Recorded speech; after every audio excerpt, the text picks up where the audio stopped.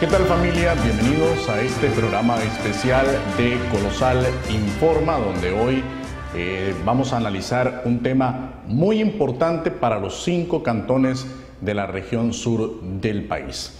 Como bien es sabido, desde antes de la firma de la Ley Orgánica 9356 de reforma a Judesur, tanto la Dirección Ejecutiva como la Junta Interventora Sustitutiva de Judesur manifestaron estar en contra de la aprobación de esta ley, ya que algunos artículos amenazaban, según ellos, con el cierre técnico a esta institución, por ser una ley que no procura el correcto autosostenimiento de la institución.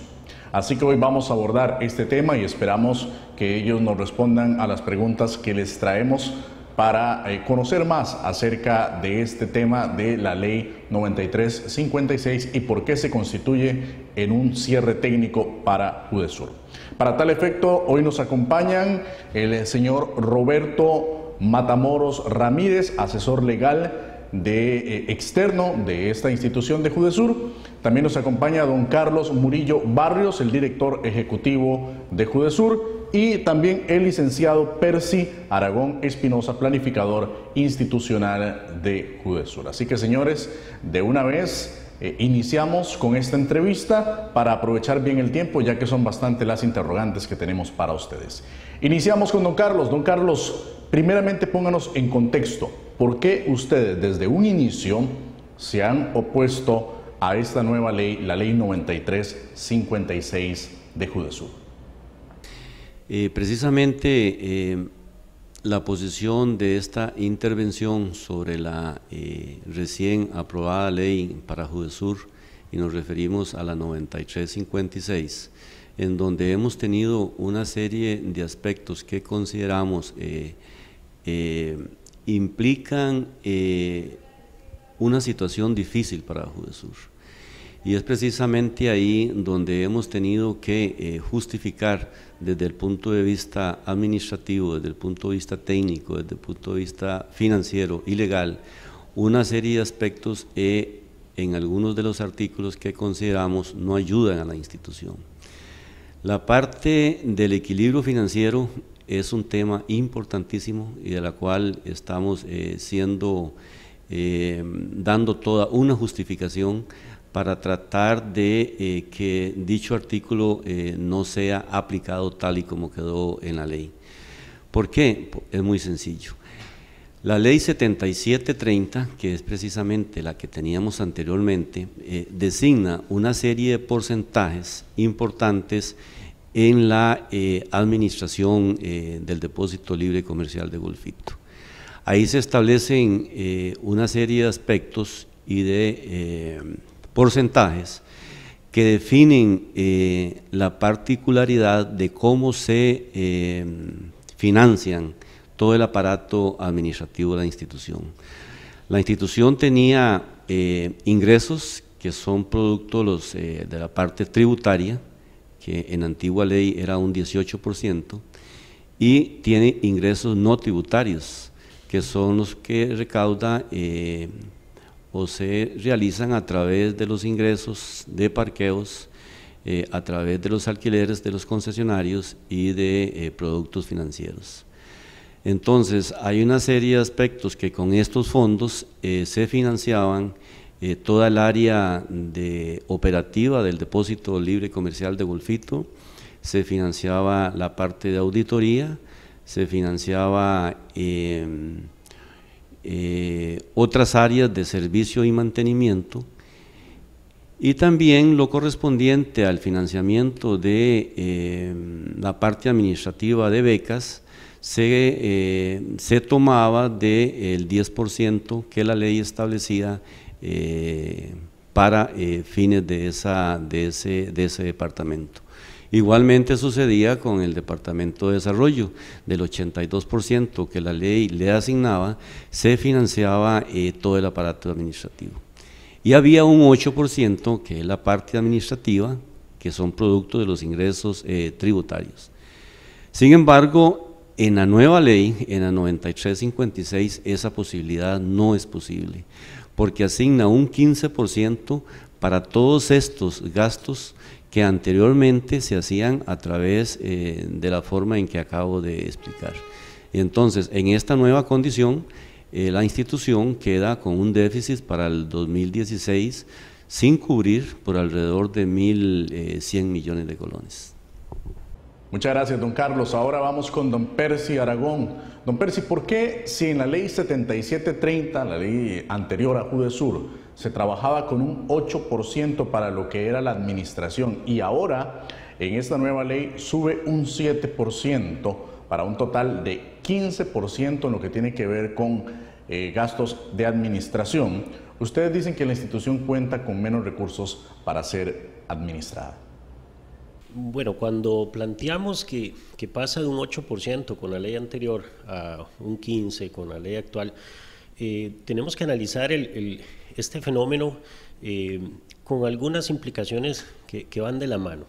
Ese incremento del 15% va acompañado también con una disminución que va del 18% al 10% en lo que es la figura de ingresos tributarios. Entonces, por ahí ya empezamos a notar un impacto de mejoría, porque en términos netos y reales ya ese 15% no sería el que puntualmente se establece, ¿verdad? Habría que hacer otros ejercicios, porque cuando hablamos del elemento de la ley anterior, hay algunos otros productos que se derivan de esa ley, como por ejemplo los reglamentos de la operativa de la institución, y vía reglamentaria se sufragaba la parte de gastos administrativos del Departamento de Desarrollo con los fondos de desarrollo.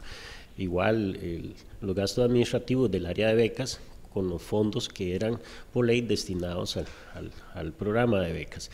Como bien le digo, eso fue vía reglamento que nace de la ley 7730 y que, dicho sea de paso, es avalado por las instituciones fiscalizadoras como lo son la Contraloría General de la República y en la STAT del Ministerio de Hacienda. Entonces, ese incremento como tal del 8 al 15% hay que analizarlo con mucho ojo analítico, crítico, un enfoque financiero, porque el incremento no es real. Hay algunos otros elementos que tenemos que considerar. Cuando empezamos a hablar de la implementación o el efecto que va a tener esta nueva ley, no encontramos escenarios técnicos ni financieros que den un sustento o un respaldo a la razón por la cual se está generando esta modificación. Repito lo que les decía, hay por un lado un incremento del gasto administrativo, pero por otro lado hay una disminución paulatina de los ingresos que tiene su efecto. Cabe recordar que cuando nosotros hacemos los escenarios técnicos, dicho sea de paso, por un equipo especializado, empezamos a hacer, como es normal en situaciones financieras económicas, diferentes posibles escenarios con el impacto de esa ley. Entonces pasamos por 4 diferentes escenarios: un escenario pesimista, un escenario normal, uno optimista y uno más que optimista. ¿Qué consideraciones tomamos en cuenta cuando hablamos de ese escenario pesimista? Partimos de un supuesto muy importante. Vamos a considerar que no se hace un esfuerzo adicional por incrementar las ventas y que el comportamiento del ingreso va a seguir un comportamiento igual al índice de inflación esperado por el Banco Central de Costa Rica, que se estima en un 3%, es decir, las ventas van a crecer en un 3%. En términos reales, vamos a decir que se mantienen. Cuando analizamos este impacto en los años en los cuales se viene disminuyendo gradualmente los ingresos, para el 2019, que es ya cuando estaríamos operando con un 10% de ingreso tributario, existiría un déficit de recursos para todo el periodo 2016-2019 de 6.200 millones de colones. Un déficit que sería necesario para financiar o sufragar el gasto operativo necesario para hacer que toda la operativa y los planes y objetivos de los programas que maneja Judesur funcionen. Pasamos luego al escenario normal. Vamos a considerar un incremento del 3% producto de la inflación, es decir, mantenemos ese ingreso por venta en términos reales. Pero vamos a considerar un incremento en las ventas, que dicho sea de paso, también se espera que haya un impacto positivo en el aumento de los saldos del límite de compra. Y por otro lado, también nos podemos figurar que va a haber un incremento en el índice de visitas que realizan los ciudadanos al depósito con este nuevo atractivo.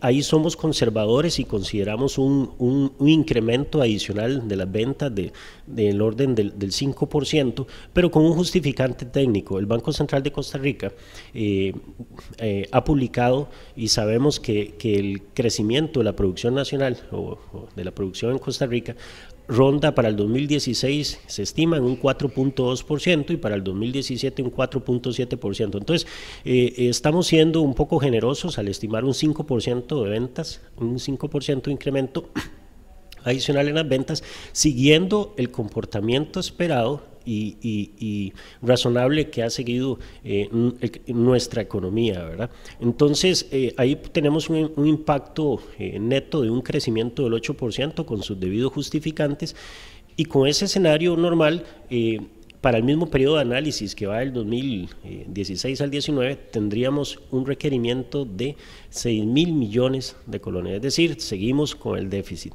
Pasamos a un escenario optimista, en el cual consideramos, repito, el índice de inflación, un 3% para el periodo de análisis, pero vamos a suponer que se va a hacer algunos esfuerzos adicionales en las promociones y publicidad del depósito, y estimamos un incremento en las ventas de un 7%. Es decir, muy optimistamente estamos partiendo de un hecho de que se va a crecer en ventas, en ingresos por los productos que ahí se llevan, de un 10%.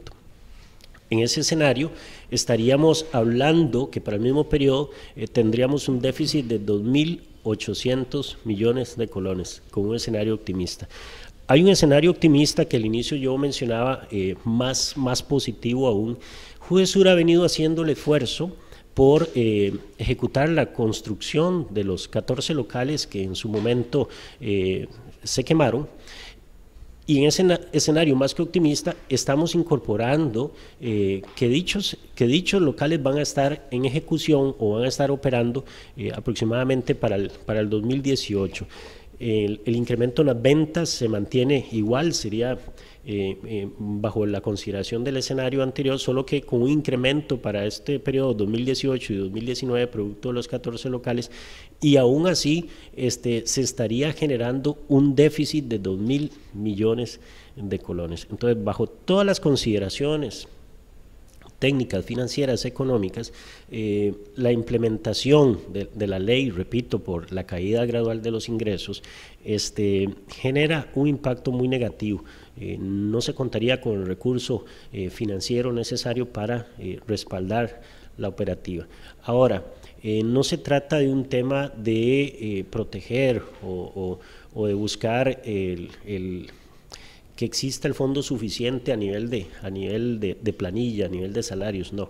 Es que cuando empezamos a hablar de que toda ley debe mejorar o dar mejores condiciones a leyes anteriores, empezamos a ver que esta ley ya carece de un respaldo, un sustento en materia de ese equilibrio financiero que se busca, que se buscaría que se dote a la organización de esa capacidad. Es decir, creamos una ley con el deseo de mejorar, pero nos estamos encontrando con una realidad que financieramente hace inviable el negocio que administra Judesur. Ahora vamos a la parte legal. Don Roberto Matamoros fue consultada la Junta de Judesur antes de presentar el proyecto ante la Asamblea Legislativa, el proyecto como tal que estudió y aprobó la Asamblea Legislativa por unanimidad. Sí, muchísimas gracias por el espacio brindado por parte de Colosal. Es muy importante que la ciudadanía pueda comprender varias cosas esenciales en el tema de creación de leyes. Primero que todo, tenemos una Asamblea Legislativa que se rige por un reglamento parlamentario que está vigente desde hace varios años. Su última reforma se hizo en 1994, y con la creación de la Sala Constitucional, que la sala empieza a regir a partir de 1989, en el primer gobierno de don Oscar Arias, es creación de ese gobierno, se incorporan una serie de principios constitucionales que también rigen el procedimiento parlamentario, dentro de los cuales se encuentra el principio de participación.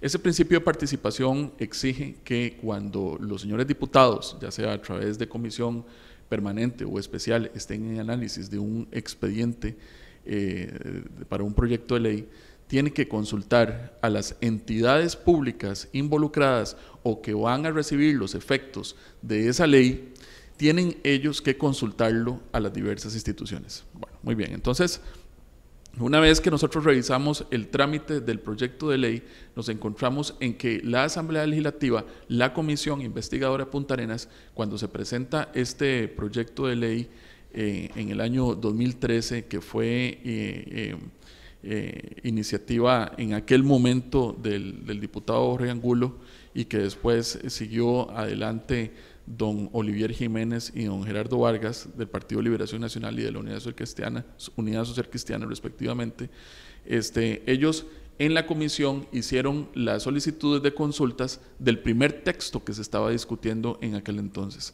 Así le pidieron consulta a la Contraloría General de la República, al Ministerio de Planificación, le mandaron a hacer las consultas a Judesur y a otras instituciones, al Ministerio de Hacienda, entre otras instituciones, para que se refirieran a ese proyecto de ley, a ese borrador que recién estaba ingresando. En ese ínterin, Judesur contestó que quería una prórroga, y que en esa prórroga solicitaba que además se le diera el derecho de poder asistir a una audiencia, ya eso fue en el año 2014, ante la Comisión de los Diputados, para poder analizar todo el esquema financiero que se estaba proponiendo y todo lo demás con respecto a la conformación de la Junta Directiva de la institución, la rebaja en el tema de impuestos y también en el aumento del valor de la tarjeta, que esos eran los puntos medulares de ese proyecto de ley. Y los diputados contestaron que debido a que no tenían tiempo para recibir a ninguna organización ni institución en la Comisión Investigadora Punta Arenas, todas las consultas se tenían que responder por escrito. Ya eso genera una limitación a la hora de exponer, si la ley se presentó con una exposición de motivos en la cual lo que buscaba era el fortalecimiento de la institución como tal, entonces se esperaría que todos los artículos iban en esa vía, lo cual no era así. Porque posteriormente, como se fue avanzando el proyecto de ley, se le fueron haciendo modificaciones a cada uno de los artículos de todos esos temas que yo ya le acabo de mencionar, y entonces Judesur, un poco frustrado al ver que no podía ir a la comisión, sino que tenía que responder por escrito, lo hace, lo contesta en el año 2014 y señala que la institución va a requerir en ese momento histórico del año 2014 al menos un 22% del tema presupuestario para el tema administrativo. ¿Qué significa eso? ¿Para el sostenimiento de burocracia? No. Para el sostenimiento de los programas que ya dirigían en su momento el Departamento de Desarrollo y su staff y su personal, el Departamento de Becas, la jerarca y su staff, la directora del departamento, y así sucesivamente cada uno de los departamentos institucionales. Entonces, ellos responden eso. Los señores diputados no tomaron en cuenta las recomendaciones que se hicieron en ese instante. En realidad el 22% ni siquiera fue un tema de discusión dentro de los 1.375 folios que componen el expediente legislativo de trámite en la Asamblea Legislativa de ese proyecto de ley que posteriormente se convirtió en la Ley 9356. Entonces, ¿hubo consultas? Sí, por escrito, en una ocasión. Posteriormente, el proceso avanzó. Acordémonos que ya en octubre del año 2014 ingresa el Gobierno de la República con el proceso de intervención, se suspende a la Junta Directiva anterior Y entonces los señores diputados que habían entrado en mayo del año 2014, el nuevo periodo presidencial y legislativo, siguen adelante con ese proceso de aprobación de la ley de Judesur. ¿Quiénes? Don Olivier Jiménez y don Gerardo Vargas y los demás diputados que conformaban la comisión de Punta Arenas en ese momento. Empiezan a hacer modificaciones, no se vuelven a hacer consultas, sino hasta que viene la votación en primer debate de esa ley, y después de la votación del primer debate ya de un texto depurado que la institución desconocía, entonces se le manda a hacer una nueva consulta por parte de los diputados a ver qué les parecía el proyecto que ya había sido votado en primer debate. Eso, de conformidad con las reglas del reglamento de la Asamblea Legislativa, que es el que establece las reglas y que marcan la cancha de la aprobación de un proyecto de ley en nuestra Asamblea Legislativa, reducía completamente la posibilidad de poder solicitar modificaciones a ese proyecto y a ese texto depurado que los diputados habían discutido en el seno de la Comisión de Punta Arenas, sin consultarle posteriormente a Judesur como tal. Cuando Judesur tiene la opción de contestar, ya era muy poco el tiempo que se tenía para poder solicitar algún tipo de reforma, porque los diputados se habían pautado una agenda de tiempos para la aprobación de la ley. Entonces es cuando la propia Contraloría General de la República le señala a ellos, le consultaron a Judesur después del primer debate, Judesur respondió, le consultaron a otras instituciones, todo por escrito, y le consultan a la Contraloría General de la República, y la Contraloría General de la República, a folios 1173 del expediente legislativo a folios 1177, le hace una advertencia que es prácticamente una luz roja a los señores diputados de la Comisión de Punta Arenas, que es el informe de FOE significa División, Fiscalización Operativa y Evaluativa, Económicos, 0146 del 7 de marzo del 2016, donde le comunican al don Marco William Quesada Bermúdez, director del Departamento de Secretaría del Directorio de la Asamblea Legislativa, sobre la emisión del criterio solicitado por la Asamblea Legislativa sobre el proyecto de ley titulado Ley Orgánica de la Junta de Desarrollo Regional de la Zona Sur de la provincia de Punta Arenas, que es el expediente 18.985, y la Contraloría General le advierte a los diputados que el esquema financiero que ellos están aprobando puede dejar a la institución sin recursos y que puede dejar a los diversos programas institucionales sin recursos. Dice la Contraloría en esa consulta: en el artículo 60 se realiza una distribución porcentual de los recursos destinados a cada uno de los cantones beneficiarios, siendo un 40% reembolsable y un 60% no reembolsable. Al respecto de la documentación aportada, no se desprende que se hayan establecido parámetros o estudios socioeconómicos y técnicos para efectuar la distribución, máxime si se considera que el mayor porcentaje propuesto es para recursos no reembolsables. En línea con lo anterior, debe valorarse que una distribución porcentual de esta índole puede limitar los recursos disponibles por Judesur para el financiamiento de proyectos en los diferentes cantones de la zona sur. Yo creo que más claro no canta un gallo. Ahí la Contraloría le advierte, que es el ente contralor de la hacienda pública, o sea, de los dineros públicos de este país, le advierte a los diputados que están emitiendo una ley que va a dejar sin contenido presupuestario a la institución y, peor aún, a los proyectos que impactan socioeconómicamente directamente a las 5 comunidades que dependen de los recursos de Judesur en la zona sur. Los diputados tomaron esta advertencia de la Contraloría General de la República y no hicieron absolutamente nada. Siguieron adelante con la aprobación del proyecto y dejaron los porcentajes tales y como ellos lo discutieron en sus acuerdos políticos, porque así lo han reconocido funcionarios de la Asamblea Legislativa como Gustavo Viales, que es el jefe de despacho del diputado Olivier Jiménez. Él lo dijo ante la comunidad de Golfito en la presentación ante la Universidad de Costa Rica el día que los miembros de la Junta Interventora Sustitutiva hicieron su rendición de cuentas. Él dijo ese día que había sido por acuerdos políticos el logro de un 15% y de toda la distribución de los porcentajes dentro de esa ley, lo cual es fatal, para la institución y es fatal dentro de la técnica legislativa, porque lo que corresponde en los casos en los que tiene que ver materia financiera y presupuestaria se requiere del criterio técnico. Los diputados no le preguntaron a los departamentos institucionales de Judesur qué les parecía o si impactaba positiva o negativamente el porcentaje que ellos estaban disponiendo en la comisión investigadora de Punta Arenas sobre ese texto. Y peor aún, ya cuando ya había habido un primer debate y una primera votación de este proyecto que había sido aprobado ya en primer debate. O sea, se reducían las posibilidades de poder solicitar la modificación de ese proyecto de ley como tal. Entonces Judesur, atado de manos, ya no pudo maniobrar, porque quienes son los que emiten las leyes y que tienen la responsabilidad de que las leyes sean de calidad en Costa Rica, no es las instituciones públicas, es los diputados de la Asamblea Legislativa.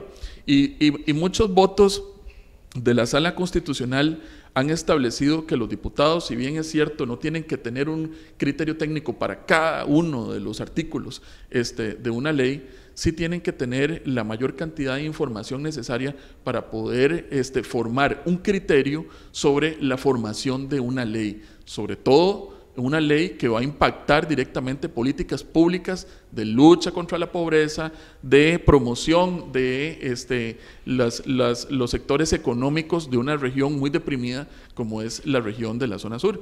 Y principalmente en materia de presupuestos y de recursos, la Asamblea Legislativa y los señores diputados debieron de haberse previsto de informes técnicos para poder tomar una decisión más ponderada, más razonable y más proporcional para poder asegurar lo que ellos en la exposición de motivos de ese proyecto de ley señalaron: el fortalecimiento de la institución y el crecimiento y el aseguramiento de las políticas públicas sociales para la zona sur en una nueva ley que venga a remozar la institución.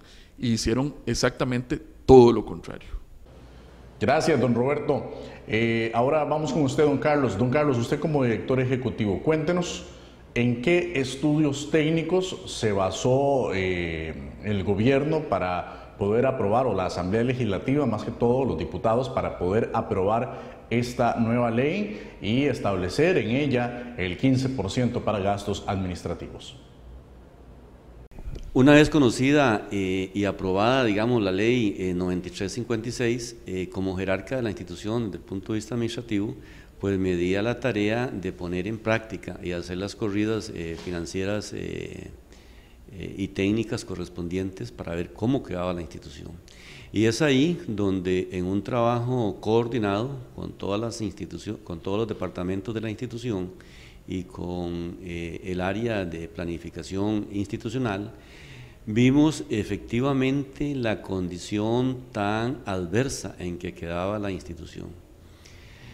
A partir de ahí logramos llevar al seno de la Junta Interventora cuáles eran los escenarios que nosotros habíamos construido, y se tomó un acuerdo solicitándole a la Comisión de Punta Arenas y a la Asamblea Legislativa cuáles eran los sustentos financieros y técnicos que se habían elaborado para determinar los porcentajes establecidos en dicha ley. Y es hasta el día de hoy en que esa respuesta no las hemos tenido. Y una vez que logramos accesar al expediente de la Asamblea Legislativa, pues corroboramos que efectivamente los estudios técnicos y de mercadeo no existieron, brillaron por su ausencia, y fueron otros criterios de otra índole que desconocemos los que se establecieron para el 15% que se determinó en la ley. Muy bien, nos queda claro. Y bien, para refutar este porcentaje del 15%, ¿ustedes tienen algún estudio técnico? Tal vez don Percy, que es el planificador de la institución, nos pueda hablar acerca de esto.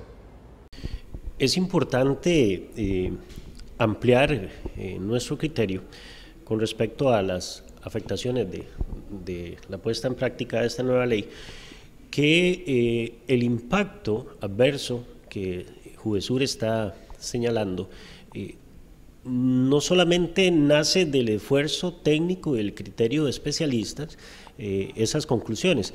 Hay elementos externos a nuestra institución que confirman y avalan de diferentes aristas la situación que nos pondera esta ley.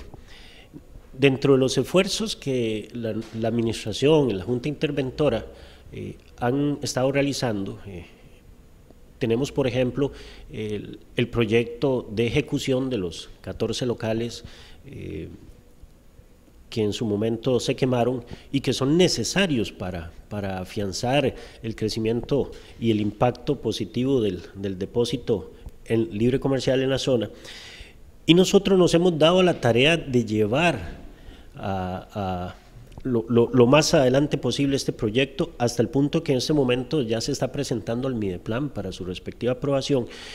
El impacto de estos 14 locales para Judesur es encomendado como asesor especialista al CICAP, que es un ente adscrito a la Universidad de Costa Rica. El CICAP es el Centro de Investigación y Capacitación de Administración Pública, y el estudio se inicia con la ley anterior, ¿verdad?, con la 7730, y nosotros tenemos un pronunciamiento de la dirección de dicho organismo en el cual nos está indicando lo siguiente: como es sabido, y cito, durante el desarrollo del proyecto, la Ley Orgánica de Judesur enfrentó reformas importantes que influyeron en el resultado del estudio para la inscripción de locales de Judesur en el Banco de Proyectos de Inversión Pública.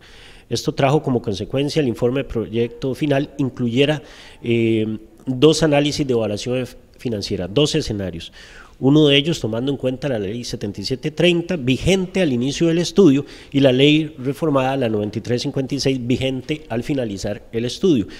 Y se aclara que según el análisis realizado, repito, por un ente externo, especialista e independiente a Judesur, el análisis realizado que se puede encontrar a partir del capítulo 2 del informe final entregado, se concluye que con la ley 7730 el proyecto es financieramente viable. Sin embargo, con el escenario de la nueva ley, la 9356, al bajar el porcentaje del impuesto de los años 2017 al 2019, el resultado de la proyección ya no lo es. Los indicadores financieros son negativos. Cierro la cita del documento, y con esto vemos un impacto adicional, que no solamente ya se empieza a ver afectada la estructura administrativa de Judesur, sino se empieza a ver afectado uno de los proyectos tan necesarios que no solamente el Judesur, el depósito necesitan, sino la zona. Sabemos que en 14 locales va a haber generación de empleo, va a haber incremento de la generación de ingresos en la zona y de las posibles actividades que puedan derivarse de la consecución de esta obra. Entonces, tenemos un criterio adicional. Sumo a este criterio el ya externado por el doctor Matamoros, en el cual hay un pronunciamiento de la Contraloría General de la República, en el cual advierte a la Asamblea Legislativa lo delicado de la puesta en práctica o lo que se plantea en esta ley. Gracias, don Percy. Don Roberto, en determinado momento hablamos con el diputado Olivier Jiménez Rojas, quien nos dijo que si existiera algún vicio a la ley, alguna cosa que no fuera adecuada en esta ley, una vez aprobada se podían hacer los ajustes necesarios. ¿Legalmente es esto posible? ¿Y cuáles son en realidad los pasos a seguir para salvar la institución de que no caiga en quiebra? Gracias. Sí, con respecto a su pregunta, efectivamente la ley entra en vigencia el 13 de junio del 2016. Los diputados aprobaron esta ley que duró en trámite de aprobación desde el año 2013, casi 4 años. Cualquier reforma de una ley en la Asamblea Legislativa tiene como un promedio mínimo de 4 años. Eso quiere decir que si se emite una ley ya con defectos, como es esta, volver a presentar un proyecto para reformarla es como tramitar un nuevo proyecto de ley. Y este sería un proyecto de reforma parcial de la ley para enmendar los entuertos y las debilidades que la ley 9356 tiene y han sido señalados por los diversos departamentos técnicos, financieros y presupuestarios de Judesur y también de los órganos y entes del Estado que también señalaron debilidades de la propia ley. Por ejemplo, ahora que don Percy Aragón hablaba del criterio del Centro de Investigación y Capacitación en Administración Pública de la Universidad de Costa Rica, ese documento, que es el CICAP 881-2016 del 20 de julio del 2016, es firmado por la doctora Mayela Cubillo Mora, que es la directora del CICAP. Y ella señala, señores, con la nueva ley no va a haber 14 locales. Que es lo más increíble, porque la exposición de motivos de la ley buscaba la construcción de los 14 locales. Entonces, ¿cómo se le fue a los diputados en el trámite de análisis y redacción de esta ley esta circunstancia, este componente esencial? Y es que les falta un componente, que es el componente técnico, presupuestario, los asesores o los criterios de los diversos órganos necesarios que ellos requerían para poder tomar esta determinación y no generar el gran perjuicio que le están causando ahora a la institución con la emisión de la ley 9356.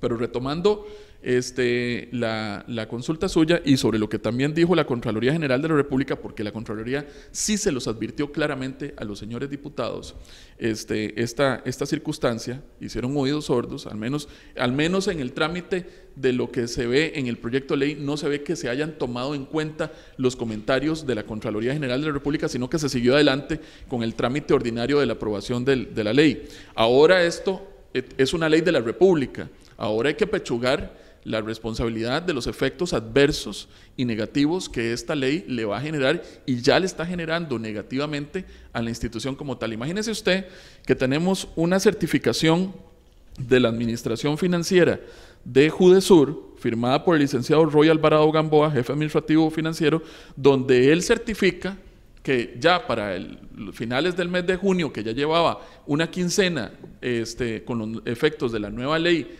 9356, ya para esos días ya había un déficit en la institución por los nuevos ataduras presupuestarias que los diputados aprobaron en la Asamblea Legislativa contra Judesur. Imagínense que de aquí al 31 de diciembre se certifica por parte de los funcionarios del Departamento Financiero que la institución va a tener un déficit ya en este momento de 1.015 millones de colones. 1.000 millones y 15 millones de colones de déficit presupuestario que va a afectar el programa de becas, indudablemente, el programa de desarrollo, indudablemente, los recursos que se giran a las organizaciones sociales, para los compromisos que la institución ya adquirió. No se van a poder construir los 14 locales, ya señalado esto por la Universidad de Costa Rica, lo cual confirma que la Contraloría General de la República no estaba equivocada en la advertencia que le había hecho a los señores diputados mediante el oficio que ya les mencioné. Como vivimos en un Estado social de derecho, nos dimos a la tarea de conformidad con las órdenes que nos girara la dirección ejecutiva a través de don Carlos Murillo y la Junta Interventora Sustitutiva, de que todos los departamentos se pronunciaran de la institución sobre los efectos de la ley en cada uno de estos departamentos. Bueno, el escenario y el panorama futuro es muy sombrío para Judesur. Prácticamente se está generando un cierre técnico de la institución con esta ley, porque también se ha dicho que un reglamento que se está en borrador en este momento discutiendo en las corrientes de Casa Presidencial o del Poder Ejecutivo y la Asamblea Legislativa son los que van a causar el cierre de la institución, y eso no es cierto. Ya la institución tiene un problema gigante en materia presupuestaria con la ley 9356 que los diputados aprobaron y que entró en vigencia el pasado 13 de junio. No se les requiere un reglamento para poner una nube más oscura encima que la que ya se le impuso a la institución con esta nueva ley 9356.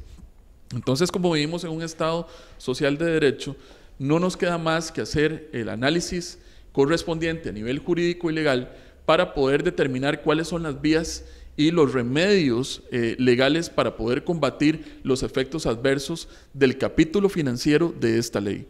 Porque tenemos que aclarar que la ley tiene cosas muy buenas, algunas cosas muy buenas, como por ejemplo la reducción de los aranceles, como por ejemplo la incorporación de otros sectores y organizaciones sociales de las comunidades de la zona sur, lo cual la Junta Interventora Sustitutiva celebra la incorporación de los indígenas, la incorporación de las organizaciones sociales, el fortalecimiento de la Junta Directiva y sus potestades, el aumento de la tarjeta para que los usuarios y los costarricenses puedan ir a comprar más con una tarjeta que tenga más contenido presupuestario para poder comprar más artículos en el depósito libre comercial de Golfito, pero que es una ley nefasta en materia financiera y presupuestaria, porque sin el recurso o el contenido presupuestario la institución no va a poder caminar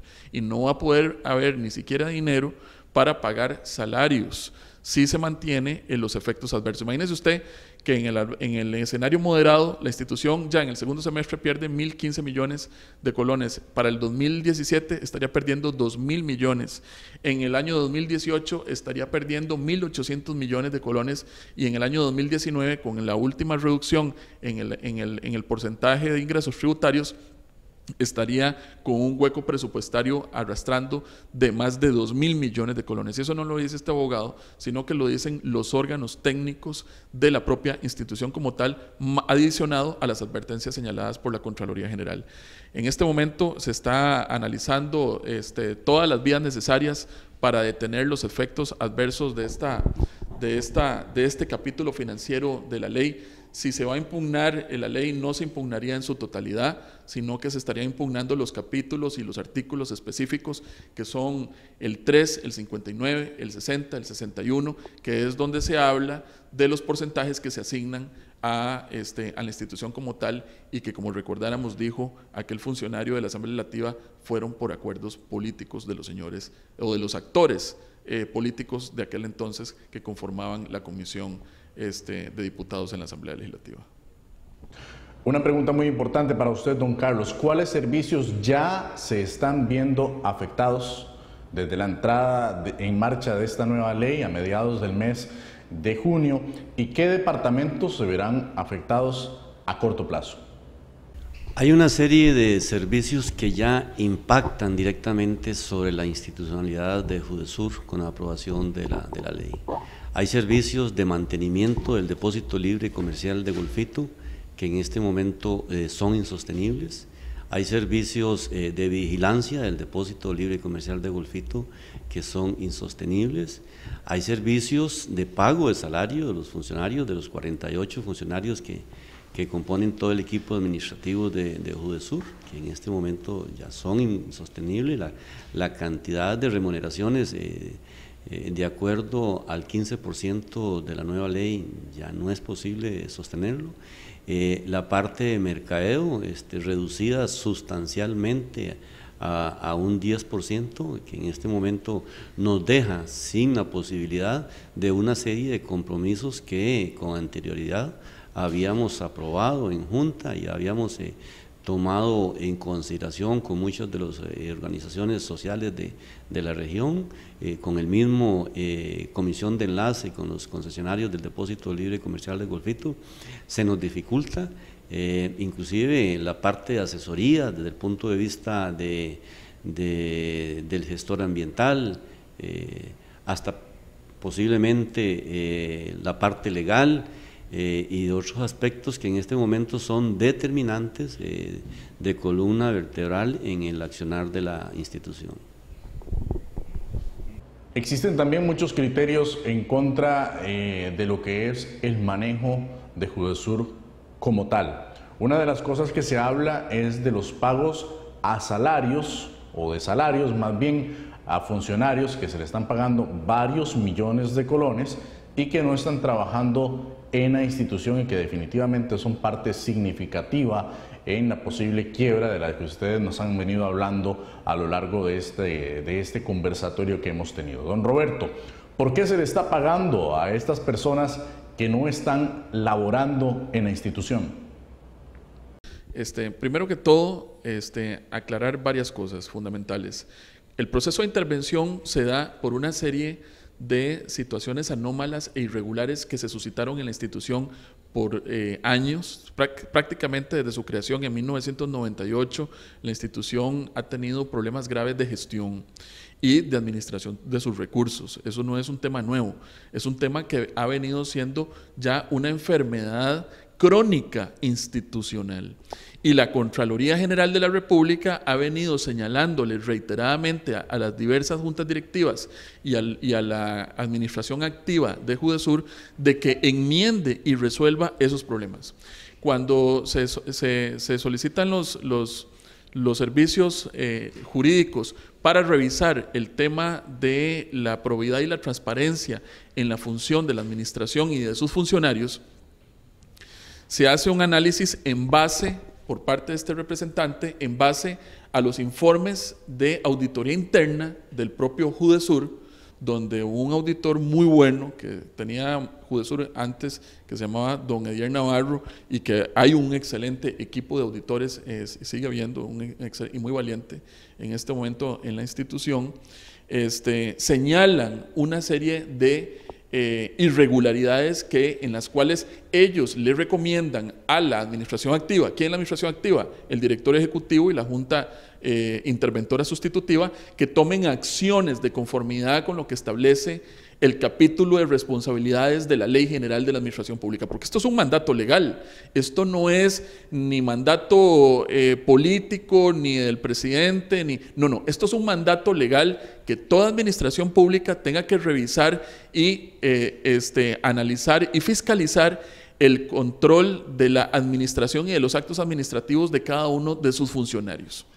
Cuando nosotros ingresamos a revisar todo eso, nos encontramos un cerro de informes de auditoría que administraciones pasadas habían obviado, los habían dejado ahí de lado, y de la propia Contraloría General de la República, que señalaban graves problemas de gestión. Entonces, se señalan ciertas personas que deben irse para su casa a través de medidas cautelares, respetándoseles todo el debido proceso. Por supuesto que no voy a decir los nombres de estas personas por el respeto al derecho de defensa que ellos tienen y al principio de inocencia, pero estas personas son suspendidas con goce salarial.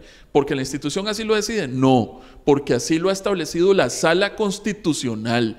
Porque para poder un funcionario público defenderse de un reproche o de una imputación disciplinaria, si se le va a suspender para resguardar la prueba de lo que se le está acusando, esa persona se puede ir para la casa con una medida cautelar debidamente notificada, pero tiene que irse con goce salarial. ¿Para qué? Para que esa persona pueda sufragar los gastos de representación legal que vaya a requerir de una representación letrada para que sus garantías de defensa no vayan a ser vulneradas. Eso también es obligación de la administración pública que dirige los procedimientos disciplinarios, porque los procedimientos disciplinarios no es a torquemada, no es persecución política, no, tienen que ser objetivos, tienen que regirse por los principios del debido proceso y de legalidad. Y Judesur está bajo ese bloque de legalidad que le exige mandato de la Sala Constitucional. Si va a suspender a un funcionario para investigarlo y eventualmente imputarle algún tipo de responsabilidad, tiene que irse para la casa con goce salarial, porque así lo ha dispuesto la Sala Constitucional, los 7 magistrados de la Sala Constitucional, del Alto Tribunal Constitucional de este país. Y por esa razón es que esas personas están gozando de salario en este momento, porque es su derecho constitucional. Y tienen también el derecho de defenderse oportunamente cuando se les imputan responsabilidades, si es que las hay o no. No son años de años que tienen suspendidos, estas personas fueron suspendidas el año pasado. La institución ha regularizado su situación con la ausencia de estos personeros y tiene que seguir adelante con los procesos de investigación. Más adelante se determinará, de conformidad con las investigaciones preliminares que se están impulsando, si habrá reproche o si no habrá reproche, pero siempre en respeto de los derechos de las personas que se les ha pedido mediante medida cautelar que se retiren de sus funciones de manera temporal mientras se terminan las investigaciones preliminares. Y Judesur no escapa al respeto de ese debido proceso, porque si no, si mañana hay una persona que sea responsable y Judesur vulnera los derechos o las garantías de defensa de alguna de estas personas, el proceso se viene al suelo como tal y ese funcionario que pudo haber sido señalado con algún tipo de responsabilidad regresará a la institución como tal. Y entonces el perjuicio para la institución podría ser incluso mayor. Y por esa razón, en este momento, más bien los recursos institucionales están siendo resguardados, precisamente en el ordenamiento de la casa, de una casa desordenada que asumió y recibió la Junta Interventora Sustitutiva y la Dirección Ejecutiva en su momento, de conformidad con los informes que señaló la Contraloría General de la República y la Auditoría Interna de la institución. Ok, no solamente se habla de salarios, sino que también se habla de que Judesur incurre en gastos innecesarios como comidas, estadías en hoteles, alguna especie de viáticos que según algunos consideran son innecesarios y otras cosas en las que se está gastando dinero. ¿Qué nos puede decir acerca de esto, don Carlos? Nosotros desde la Dirección Ejecutiva hemos realizado una serie de planteamientos en función de los pilares que esta intervención se ha planteado desde el principio. Alguna gente habla de algunos gastos excesivos en la parte de alimentación. Debemos de indicar de que esta intervención ha tenido un decidido apoyo a muchas áreas dentro del accionar de la actividad de los 5 cantones. Algunas de ellas que podría mencionar es la actividad agrícola. Hemos hecho un extraordinario apoyo financiero y de gestión a la parte de los ganaderos, a la par de los palmeros, a la par de jóvenes, a la par de emprendimientos. Muchas veces, muchas de las actividades que se programan y se plantean a través de algunos eventos a nivel regional y que tratamos de traerlo para la zona sur, van precisamente en esa dirección, tratando de apoyar grandemente la activación de esas actividades y de otras de emprendimientos y de pymes, en donde hemos puesto cantidades de recursos humanos considerables, porque consideramos que esto viene a reactivar muchas de las áreas económicas de esta gran región. Entonces, en muchas de las oportunidades hemos tenido que plantear el patrocinio en actividades de publicidad, de alimentación, de transporte, etcétera, etcétera, pero que eso va dirigido a una población grande de participantes de estas actividades. De manera que eso está enfocado en esa dirección de poder reactivar una serie de microeconomías que determinan la actividad económica y social de esta región. Gracias, don Carlos. Ahora propiamente hablemos acerca del tema del alquiler del edificio en el que están ubicadas las oficinas de Judesur y que también ha sido muy comentado, ya que se habla de muchos millones de colones que se gastan por este concepto. Bueno, al inicio de este proceso de intervención, y me refiero a partir de noviembre del 2014, nos encontramos con unas oficinas administrativas ubicadas en el segundo piso del Banco Nacional de Costa Rica, en Golfito, en donde la institución paga un alquiler de aproximadamente 1.300.000 colones mensuales, producto de este alquiler. Sin embargo, nosotros hemos previsto, y es importante que la ciudadanía entienda y conozca, de que los locales que se quemaron desde 2001 y 2003 habían sido estancados, procedimientos que no caminaron. Nosotros logramos mediante una propuesta del artículo de contratación administrativa poder justificar ante la Contraloría General de la República una demanda que tenía quien había ganado el proceso anterior y que logramos subsanarlo. Era una demanda que superaba los 1.500 millones de colones y logramos subsanarla con 48 millones de colones y avalado por la Contraloría General de la República. Y es ahí donde esta dirección ejecutiva pretendía que con la construcción de esos 14 locales poder tomar 1 o 2 locales para poder trasladarnos a al depósito libre comercial de Golfito. Sin embargo, como hemos expuesto en esta entrevista, y principalmente por nuestro asesor legal, la ley 9356, y así dicho por el SICAP, órgano especializado en hacer los estudios correspondientes, pues nos inhibe en este momento de poder proseguir con esa posibilidad de la construcción de los locales y la posibilidad que teníamos de trasladarnos con la parte administrativa al depósito libre comercial de Golfito. Bien, ahora vamos a hablar de otro tema.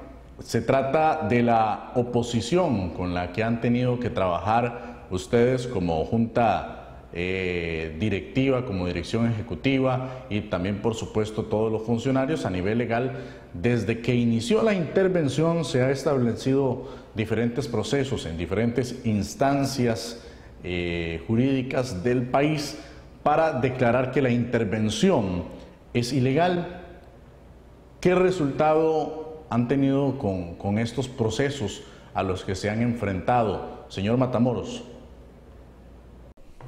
Además de todo el trabajo arduo que esta institución ha requerido y que se ha hecho con mucha mística por parte de todos los funcionarios que se han unido a la filosofía de la intervención de limpiar la casa y ordenar la casa como tal, nos ha correspondido a la Junta Interventora Sustitutiva y a la Dirección Ejecutiva y a este servidor contestar una serie de cuestionamientos sobre el tema de la legalidad de la intervención desde sus inicios.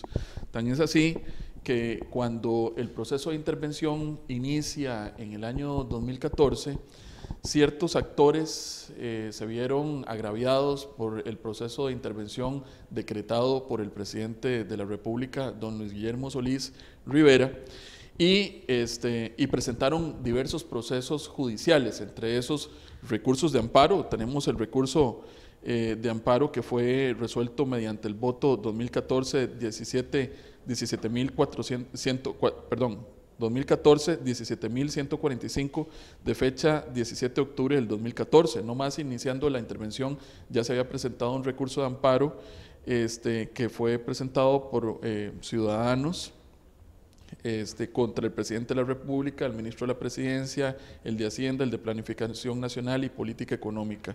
Ese recurso de amparo fue rechazado de plano por los señores magistrados de la Sala Constitucional. Después tenemos la resolución 2014-17.289 del 21 de octubre del año 2014, presentado por don Jorge Luis Jiménez Sánchez, regidor de la Municipalidad de Corredores, contra el decreto de la intervención. En aquel momento también la sala lo rechazó de plano. Ese recurso de amparo fue interpuesto por el ministerio, contra el Ministerio de Hacienda por la destitución de la Junta Directiva que había realizado don Guillermo Solís en ese momento. También el diputado Gerardo Vargas Rojas del Partido Unidad Social Cristiana hizo una serie de consultas a la Contraloría General de la República de si había o no legalidad en lo dispuesto por la Casa Presidencial y si la Contraloría lo avalaba. Entonces la Contraloría responde las consultas de don Gerardo. En aquel entonces don Gerardo preguntó a la Contraloría mediante los oficios GBR 007 y el GBR 0025, ambos del 2015, uno del 20 de enero del 2015 y el otro del 11 de febrero del 2015, le preguntó a la Contraloría: ¿está autorizada la Junta Interventora nombrada vía decreto para disponer de los recursos públicos de dicha institución? La Contraloría dijo que sí.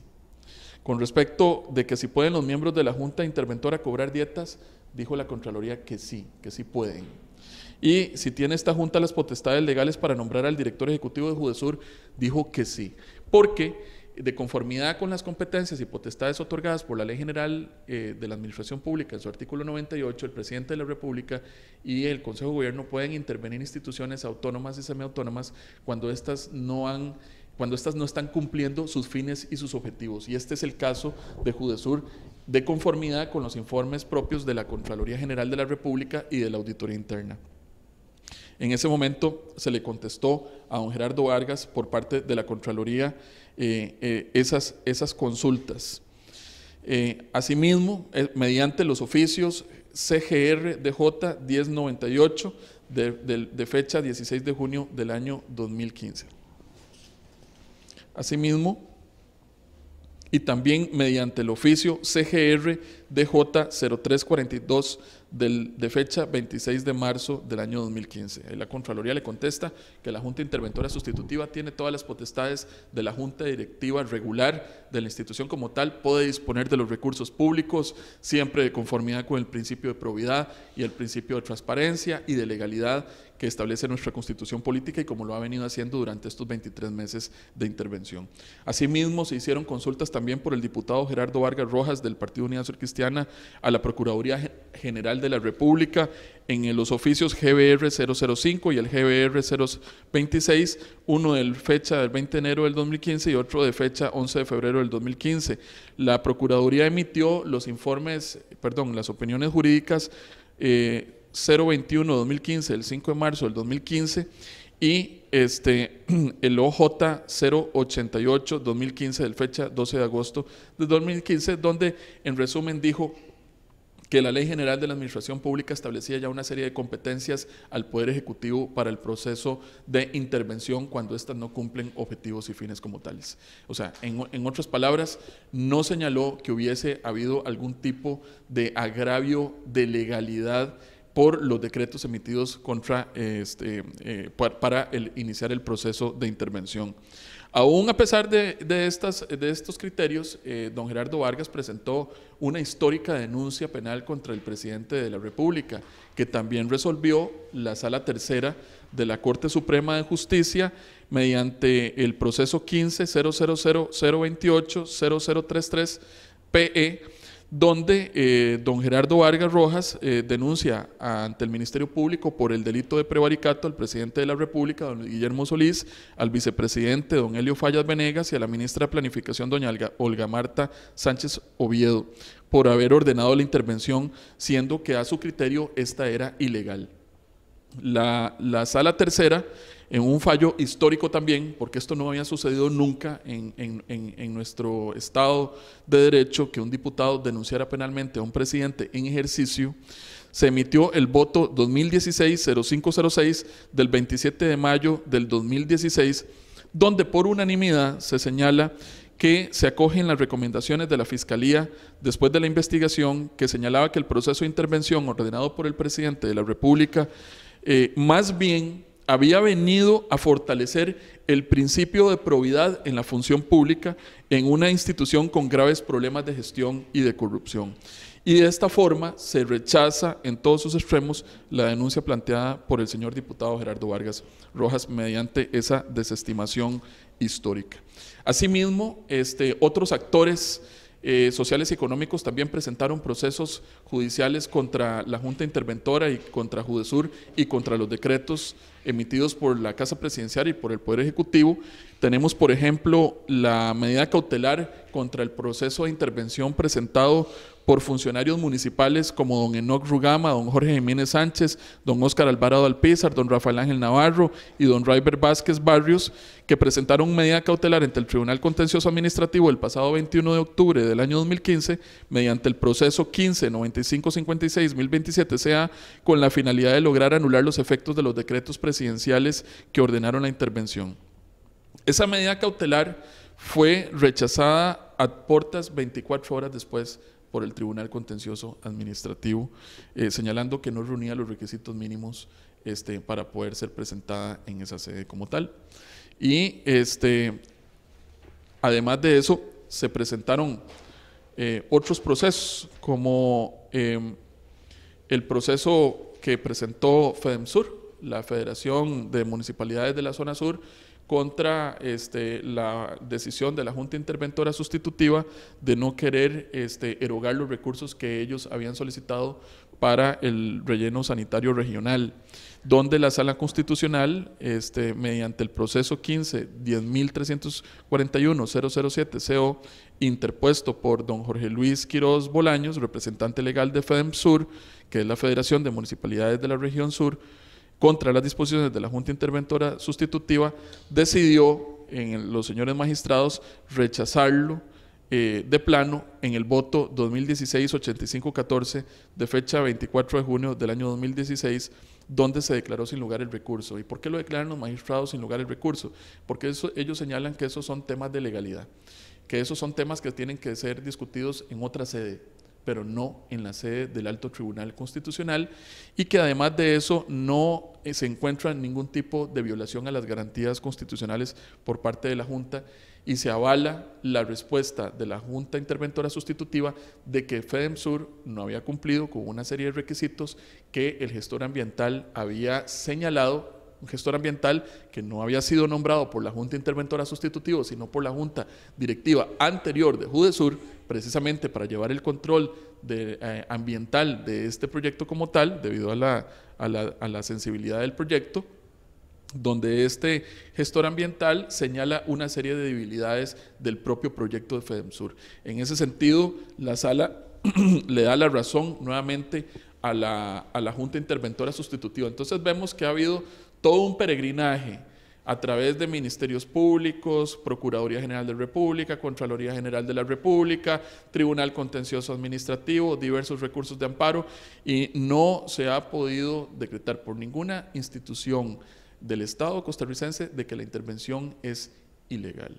Y los procesos seguirán adelante de conformidad con las potestades que esos decretos le han entregado a los representantes del Poder Ejecutivo en este momento en la Junta Interventora Sustitutiva, y que deberán de seguir hasta que haya un nuevo mandato correspondiente por parte del señor Presidente de la República. Bien, ya por último, don Carlos, coméntenos desde su perspectiva, ¿cómo consideran ustedes que ha sido el rendimiento en su trabajo y el trabajo de la Junta Interventora y Sustitutiva hasta este momento? Es importante recordarle a la ciudadanía cuál fue el espíritu del decreto 38.650 del 14 de octubre del 2014 sobre esta intervención. Y principalmente el mismo tiene dos objetivos fundamentales. Uno es determinar la normalidad de la institución en función de los servicios públicos y su accionar, fundamentado principalmente por una serie de informes de la Contraloría General de la República y las auditorías internas y externas de la institución, que durante muchos años habían venido mencionando el descontrol interno de la institución. Y un segundo objetivo que tiene este decreto de intervención es abrir los procesos disciplinarios y judiciales correspondientes en aquellos funcionarios que podrían haber alterado algunos procedimientos dentro de la institución. Nos parece que con esos dos objetivos de esta intervención nos dimos a la tarea de plantear una serie de pilares que fueran precisamente a subsanar estos sesgos que se venían dando dentro de la institución. Y es así que hemos mejorado y hemos obtenido algunos resultados positivos, como es el índice de gestión institucional, que durante los últimos 10 años JUDESUR ocupaba uno de los últimos lugares. Es decir, había un control interno muy mal de la institución, y por eso quedábamos básicamente en los últimos lugares. A partir de esta intervención y en 22 meses que llevamos de intervención, sacamos a la institución de esos 10 peores lugares que había ocupado durante la última década y los superamos en 36. Es decir, sacamos a la institución y la pusimos en un mejor lugar. Esperemos que con la elaboración del índice de gestión institucional para el 2016 podamos ponerla por lo menos en la media y llevarla en esa dirección para que sea una institución con un accionar dentro del control interno bien establecido. Hemos logrado históricamente, JUDESUR nunca había tenido unos estados financieros auditados limpios, y por primera vez la institución tiene una opinión de estado financiero libre. Esos dice del trabajo que hemos hecho en todo el control interno de la institución, estableciendo mecanismos, estableciendo normas y estableciendo una serie de procesos bien establecidos en todos los departamentos que componen la institución. Por otro lado, llegamos y nos encontramos a la institución con un programa de becas que ascendía aproximadamente en 764 becas a estudiantes de secundaria, y la hemos subido de 764 becas a 1.516 becas. Es decir, eso significa más del 100%, sobre todo a una población que consideramos es determinante. Esta intervención tiene la claridad de que la inversión en educación debe ser apoyada integralmente, y así también los créditos universitarios.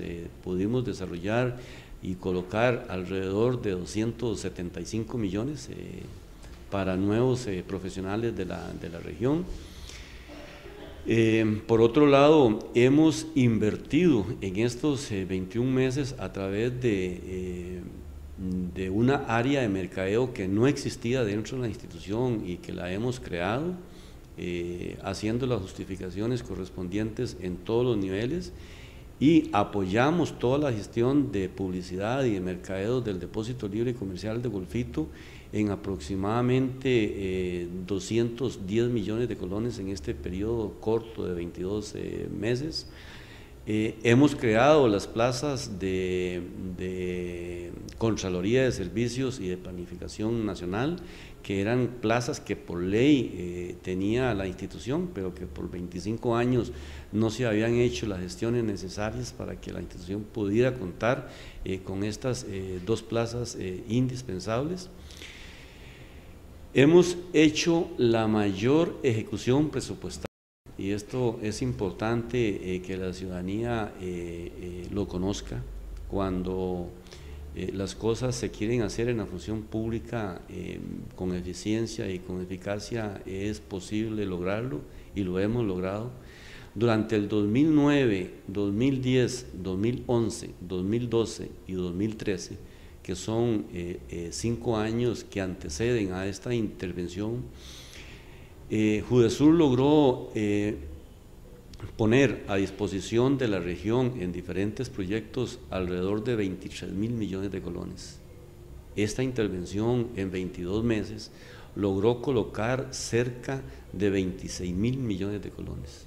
Es decir, tener una inversión en diferentes áreas agrícolas, en infraestructura educativa, en salud pública, en vertederos, en desarrollo de emprendimientos, en desarrollo de pymes y en otras áreas del accionar de esta región, por cerca de 26.000 millones de colones, definitivamente tendrán que tener impacto entre la región.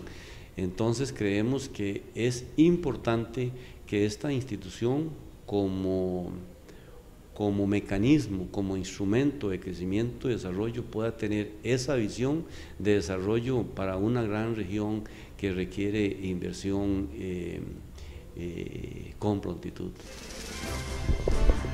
Muy bien, muchas gracias. Queremos agradecerle a ustedes, señores. Gracias por habernos acompañado. Don Roberto Matamoros Ramírez, el asesor legal externo de Judesur, don Carlos Murillo Barrios, también director ejecutivo de Judesur, y por supuesto a usted, señor Percy Aragón Espinosa, planificador institucional de Judesur. Agradecimiento especial a todos ustedes por habernos acompañado a lo largo de esta entrevista, y esperamos que haya sido de su agrado y que muchos conceptos se hayan aclarado. Para eso estamos acá en Colosal Informa.